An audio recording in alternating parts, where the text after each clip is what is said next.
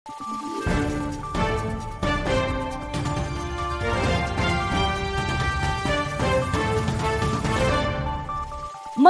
araw, Pilipinas! Ito ang Valiente News hatid sa inyo ng Office of the Vice President. Naging bahagi na sa daily routine ng ilang commuters mula sa Davao City ang pagsakay sa OVP libreng sakay bus papunta at pauwi mula sa trabaho at eskwela. Ang kwento ng ilan sa mga naging suki na ng programa, saksihan natin sa ulat na ito. Mahigit 1 milyon na mga pasahero ang naserbisyuhan ng libreng sakay program ng tanggapan ng pangalawang Pangulo. Dito sa Davao City, kabilang sa mga naalalayan ng programa ang 46 years old mula sa Panakan na si Juni. Kwento niya, ipinanganak man siyang may kapansanan. Di naman ito naging hadlang upang siya ay magsikap sa buhay para sa kanyang pamilya.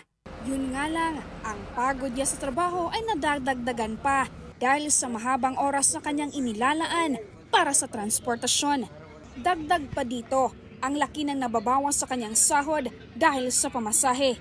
Lisod gid ma'am, halimbawa inaron nga oras, ting out na sa mga trabante o sa estudyante, mas malisdan gid mig sakay mo. Gawas ko, bayad pa ko og GS, tapos usakay na pud ko og lain nga sakyan na padulong Freedom Town. 30 pesos. Bugat ma'am oy, pila sa kuha 500 lang ang akong adlaw. So 100 400 nahulog na lang 400 ang akong adlaw. Nya ta. Napa ko estudyante. So kailangan yun nga mangita pug paraan nga makasave ko. Mo nang naningkamot pug ko ma'am sa kuha lang nga makasakay pug ko ani. Kaya para sa commuter, tulad ni Juni, malaking tulong ang libreng sakay program ng OVP. Sa katunayan, 1 taon ang suki si Juni sa OVP libreng sakay bus.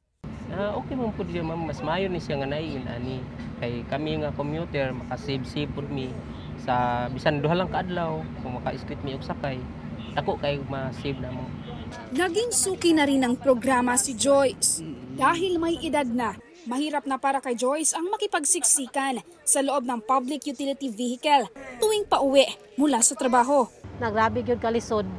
Mga gikan na 5 o'clock hangtod na gyud na siya bang kuana pati lisod na gyud kay mga sakyan na labi nagting ulan, maglisod na gyud kay mi diri sakay muna magpakyaw-pakyaw na lang mi usahay diri kanang mga sakyanan para lang gyud mi makauli. Kanang kusog kay ulan gyud, grabe lisod gyud kay sakyan labi sa mga para kakabantian. Grabe kalisod kay mga jeep niya talagsa lang gyud na magbiyahe kunting ulan. Kaya't malaking ginhawa sa mga pasahero ang libreng sakay program ng OVP. Ma'am Inday Sara, salamat jud kaayo nini nga imuha nga libre nga sakay para sa mga dabawin niyo. Salamat po guys nga naa ni imong libre sakay kay dako kay save para sa kuha. Ikaduha pod dili kay sa ako lang sa tanan gyud nga community. Ako si Maribeth Adlawan, lahat para sa Diyos, bayan at pamilyang Pilipino. Valiente News. Libreng sakay program ng OVP, ipinagpapasalamat ng maraming commuter mula sa Davao City. Yan at marami pang balita ang dapat abangan dito lamang sa Valiente News. Ako si Claudette Loreto para sa makabuluhan, naninindigan at matapang na mga ulat at impormasyon. Maraming salamat.